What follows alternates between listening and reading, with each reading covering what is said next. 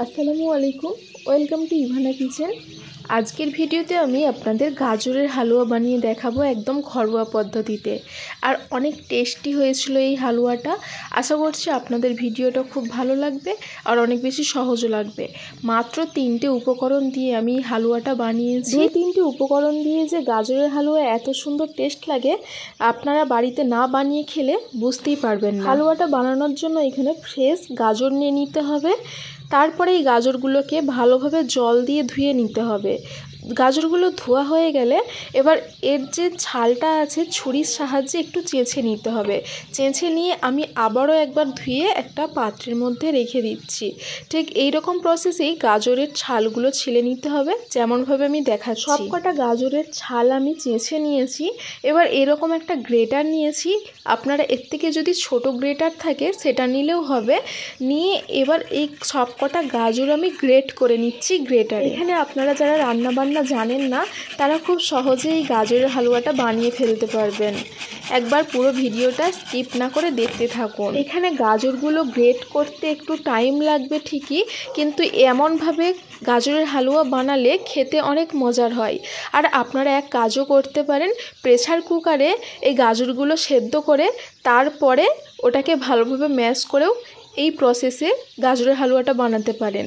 তবে গাজরটা গ্রেট করে বানালে খেতে অনেক মজার হয়। এখানে প্রায় সবকটাই গাজর আমি গ্রেট করে নিয়েছি। এখানে 500-র মতো আমি গাজর নিয়েছিলাম। এবার এগুলোকে একটা পাত্রের মধ্যে উঠিয়ে রাখছি। এবার এই গ্রেট করা গাজরগুলোকে ভালোভাবে ফ্রাই করে নিতে হবে। তার জন্য আমি এখানে বাটার নিয়েছি। আপনারা চাইলে এখানে বাটারের জায়গায় ঘিও ইউজ করতে পারেন, আবার সাদা তেলও ইউজ করতে পারেন।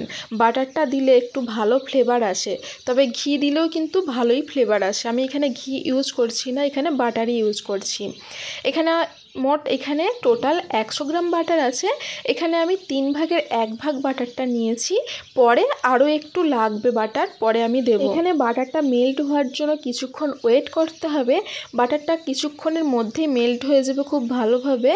এরপরে আমি এর মধ্যে দিয়ে দেবো গ্রেট করা গাজর। এখানে আমি গাজরটা ফ্রাই করে একসঙ্গে এর মধ্যে দুধ দিয়ে দেব। আপনারা চাইলে গাজরটাকে সাদা তেলে প্রথমে ফ্রাই করে নিতে পারেন, তারপর ওটা উঠিয়ে ওর মধ্যে অল্প কিছু বাটার বা ঘি ঢেলে ওর মধ্যে চিনি ঢেলে এবার সিরা বানিয়ে গাজরটা দিতে পারেন। এখানে আমি আপনাদের একটু সহজভাবে দেখাচ্ছি, তাই এরকমভাবে বানাচ্ছি। এটাও খেতে অনেক মজার হয়।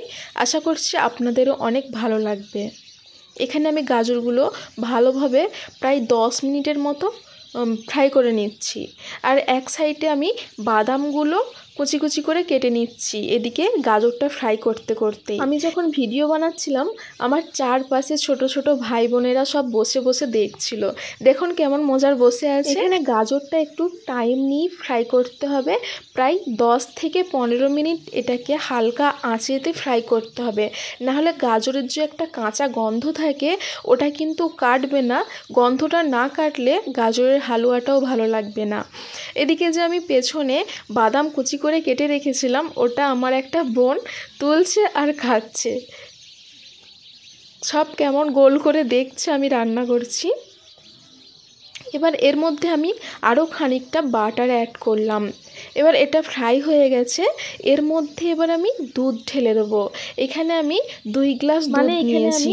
500 গ্রাম দুধ অ্যাড করেছি 500 গ্রাম গাজরে। গাজরের হালুয়াতে যত বেশি দুধ দিয়ে এটাকে ফোটাবেন তত বেশি টেস্ট আসবে। মানে খোয়া ক্ষীর খেয়েছেন সেই রকম টেস্ট আসবে যত বেশি দুধ দিয়ে ফোটাবেন। এখানে আপনারা চাইলে গুঁড়ো দুধও অ্যাড করতে পারেন, তাহলে আরও সুন্দর খেতে লাগবে। এখানে এবার দুধ দেওয়ার পরে আমি কিছুক্ষণ নাড়াচাড়া করেছি প্রায় 1 মিনিট। এবার এতে আমি চিনি দিয়ে দিলাম। প্রায় 100 গ্রামের মতো চিনি দিয়েছি। আপনারা আপনাদের ফ্লেভার অনুযায়ী চিনিটা দিতে পারেন। এবার আমি যে বাদামগুলো কুচি করে রেখেছিলাম ওগুলোই এর মধ্যে অ্যাড করে দিচ্ছি। আপনারা আরও কিছু অ্যাড করে দিতে পারেন, ড্রাই ফ্রুট মানে কিশমিশ, কাজু এসবও অ্যাড করে দিতে পারেন, কোনো প্রবলেম নেই, আরও খেতে টেস্ট হয়ে যাবে। এবার হওয়ার আগে গাজরের হালুয়াটা আমি এর মধ্যে অল্প একটু লবণ অ্যাড করে দিচ্ছি স্বাদটা বাড়ানোর জন্য। এই হালুয়াটা যতক্ষণ হবে ততক্ষণ খুন্তি নাড়িয়ে যেতে হবে, না হলে নিচে বসে যেতে পারে আর গন্ধ করতে পারে পুরা পুরা। দেখুন এরকম বসা বসা হয়ে গেছে। এবার এটাকে আমি নামিয়ে নেব। এটা একদম রেডি হয়ে গেছে।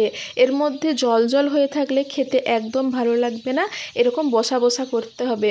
আমি ফ্লেভারটা দেখছিলাম সব কিছু ঠিকঠাক আছে নাকি, একদম সব কিছু ওকে। এবার আমি এটাকে নামিয়ে নেব। আমার এই ভিডিওটা কে কোথায় থেকে দেখছেন অবশ্যই কমেন্ট করে জানাবেন, আমি অবশ্যই রিপ্লাই করব সকলকে।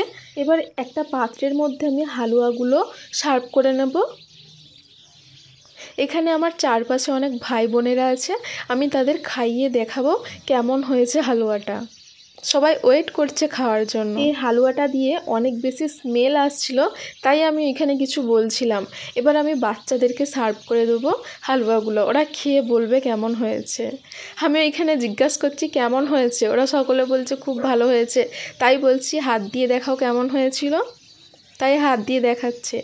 এবার আমি খেয়ে বলবো কেমন হয়েছিল। দারুণ হয়েছিল। Thank you.